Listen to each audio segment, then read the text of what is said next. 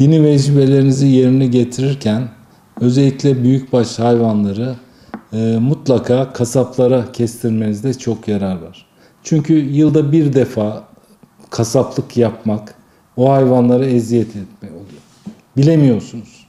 Yanlış kesiliyor. Bazı çok büyük ölümcül kazalara da neden olabiliyor.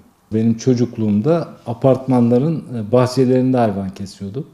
Şimdi belediyeler çok güzel hijyenle dikkat ederek bu hayvan kesim yerleri oluşturdular. Bu çok büyük avantaj oluşturdu. Burada da yine çok miktarda hayvan kesildiği için her hayvandan sonra bıçakların özellikle hijyen olarak işte antiseptiklerle temizlenmesi, kolonyayla veyahut da başka bir şeyle temizlenmesi, bir hayvandan öbür hayvana kanının geçmemesi. Çünkü eğer birisinde bulaşıcılık hastalık varsa diğerlerine geçmemesinin sağlanmasında büyük yarar var. Ayrıca tabii biz hayvanı keserken kasaplara kestirelim dedik. Kendimiz de kesersek civarımızda 1 metre civarımızda başka birisinin olmamasına dikkat edelim. Çünkü bıçak herhangi bir şekilde kaydığında onu yaralayabilir. Böyle vakalarla karşılaştık. Ayrıca çok ucuz kişisel koruyucu donanımlar var.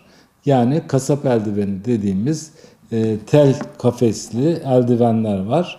Bunları bıçağın olduğu el değil de diğer ele alıp da kullanırsanız herhangi bir şekilde bıçak elinizden kayarsa, hayvan çünkü canlı, ani bir hareketle bıçak elinizden kayabilir. O zaman kolunuza veya başka birinize geldiğinde bıçak kesmeyecektir. Çünkü tel kafese takılacaktır. Bu da avantajlı bir durum.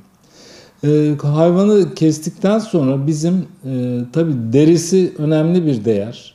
Bu deriyi nereye verirsek verelim, derinin sağlıklı olarak verilmesi esas olması lazım. Deriyi biz çıkarırken tulum dediğimiz şeyi düzgün şekilde çıkarmak lazım. Ondan sonra da yine tuzla bu deriyi güzelce saklayıp paketleyip uygun yere vermemiz gerekiyor. Deride de böyle bir sistem yapalım. Çünkü bu derinin sağlam olarak olması daha yüksek bir değerde satılmasını, kullanılmasını sağlayacaktır. Diğer türlü ne yapacaktır? İkinci bir şey belki de değerinin yarısına gitmiş olacaktır. Bunlara dikkat etmemiz lazım. Bıçaklar eğer tabii kasap kesiyorsa onun hazırlığı var.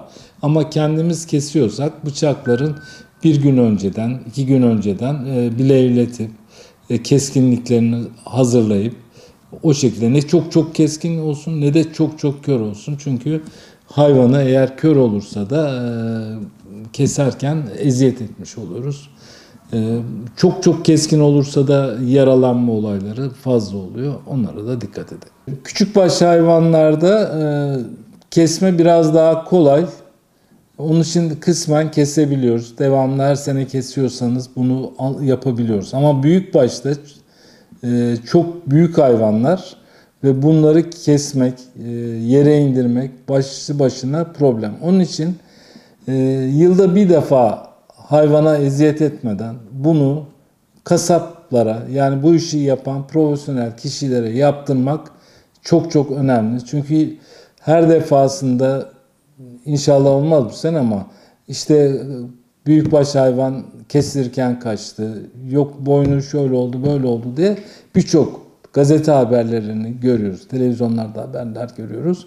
Bunun çözümü de büyükbaş hayvanların kesinlikle belediyenin belirlediği yerlerde sağlıklı ortamlarda kesilmesini sağlamak.